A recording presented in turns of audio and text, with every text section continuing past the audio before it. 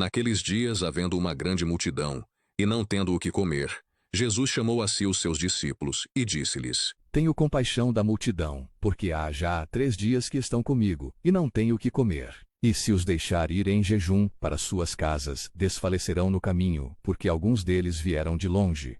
E os seus discípulos responderam-lhe: De onde poderá alguém satisfazê-los de pão aqui no deserto?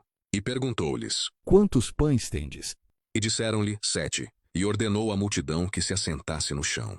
E tomando os 7 pães, e tendo dado graças, partiu-os, e deu-os aos seus discípulos, para que os pusessem diante deles, e puseram-nos diante da multidão. Tinham também alguns peixinhos, e tendo dado graças, ordenou que também lhe os pusessem diante. E comeram, e saciaram-se, e dos pedaços que sobejaram levantaram 7 cestos. E os que comeram eram quase 4.000, e despediu-os. E entrando logo no barco com os seus discípulos, foi para as partes de Dalmanuta. E saíram os fariseus, e começaram a disputar com ele, pedindo-lhe, para o tentarem, um sinal do céu. E suspirando profundamente em seu espírito, disse: Que pede esta geração um sinal? Em verdade vos digo que a esta geração não se dará sinal algum. E deixando-os, tornou a entrar no barco, e foi para o outro lado. E eles se esqueceram de levar pão, e no barco não tinham consigo senão um pão. E ordenou-lhes, dizendo: Olhai, guardai-vos do fermento dos fariseus e do fermento de Herodes. E arrazoavam entre si, dizendo: É porque não temos pão. E Jesus, conhecendo isto, disse-lhes: Para que arrazoais, que não tendes pão? Não considerastes, nem compreendestes ainda? Tendes ainda o vosso coração endurecido? Tendo olhos não vedes? E tendo ouvidos, não ouvis? E não vos lembrais?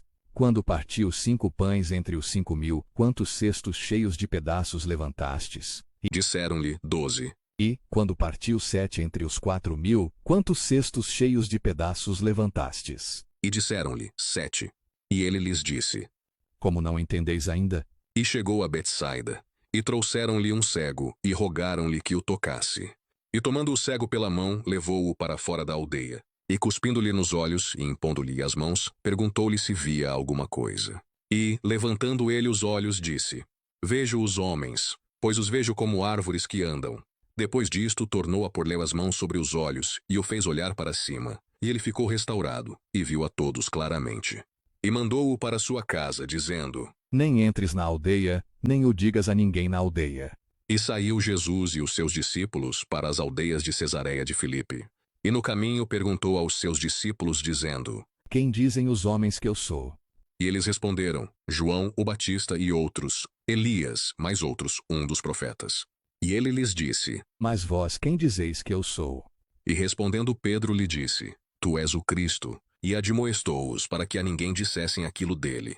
E começou a ensinar-lhes que importava que o Filho do Homem padecesse muito, e que fosse rejeitado pelos anciãos e principais sacerdotes, e pelos escribas, e que fosse morto, mas que depois de 3 dias ressuscitaria. E dizia abertamente essas palavras. E Pedro o tomou à parte e começou a repreendê-lo.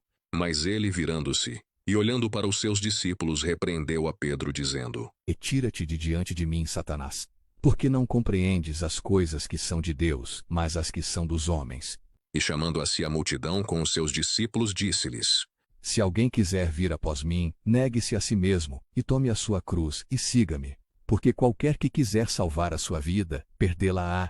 Mas, qualquer que perder a sua vida por amor de mim e do Evangelho, esse a salvará. Pois, que aproveitaria ao homem ganhar todo o mundo e perder a sua alma? Ou, que daria o homem pelo resgate da sua alma? Porquanto, qualquer que, entre esta geração adúltera e pecadora, se envergonhar de mim e das minhas palavras, também o Filho do Homem se envergonhará dele, quando vier na glória de seu Pai, com os santos anjos.